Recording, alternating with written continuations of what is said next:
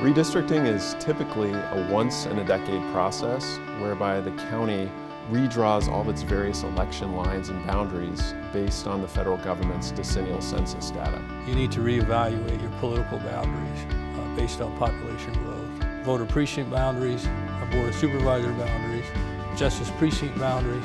Now county's growing. Everybody likes it here, and so people are moving here.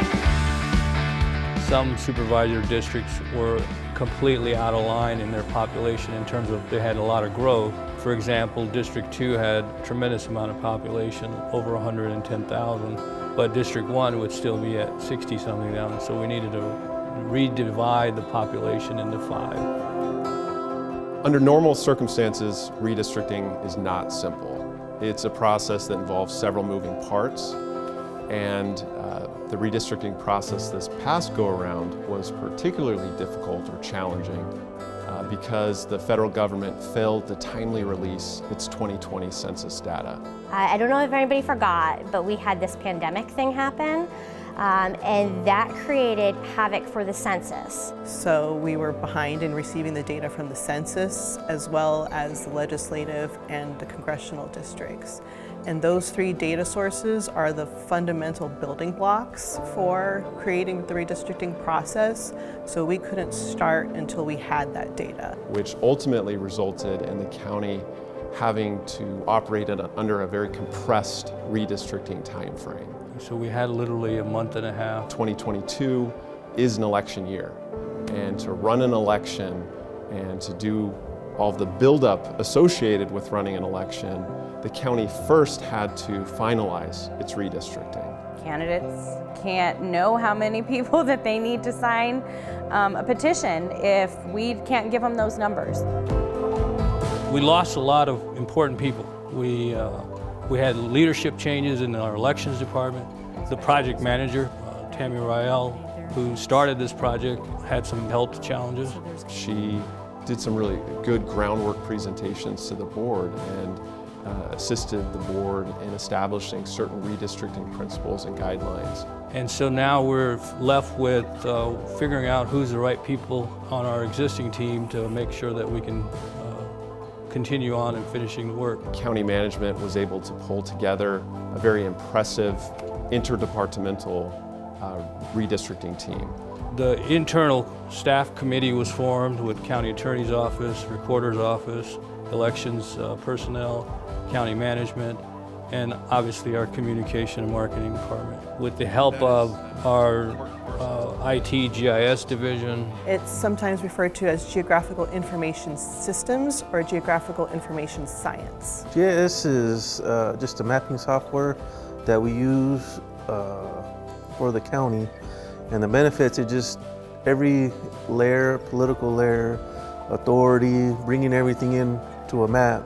It allows us to perform a lot of location analysis and intelligence about those locations. So we can take data from many different sources, and as long as it has a location involved with it, we can then perform analysis on it. We eliminated some voter precinct and established some new ones where the growth is and account for where future growth is going to be. We were then able to redraw our Justice of the Peace precincts as well as our supervisor districts, and provide many scenarios for the redistricting committee, for the public, and for the elected officials to review.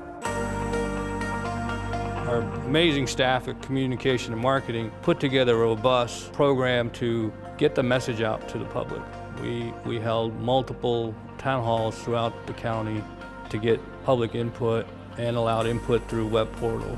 It was incredible to see the amount of public input that we were receiving. We were hoping we would get a lot of public input, but the perception may have been that not many people really care about Board of Supervisors boundaries. Neat to see how some people really do care about their government within their county, within their cities. Nice having everybody involved. Through that process, the public input generated a 3rd map and a 4th map.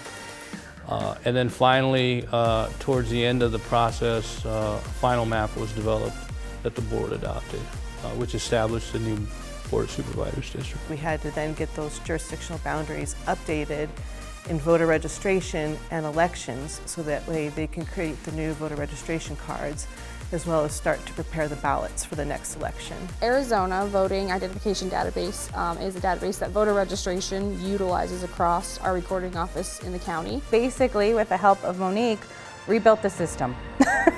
We had to tear it down, if you will, and build it back up based on the new lines and new districts and updated precincts. It was just impressive to me to see that the county could pull together all these unique skill sets and bring them to bear on an individual project in such short order. Ultimately, I think we were a team that stood behind each other.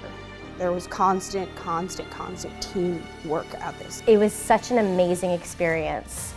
The information that I can say I gained from that experience, never anything like that I've done before. It was a huge learning opportunity for me too, and I'm sure many that were part of the process.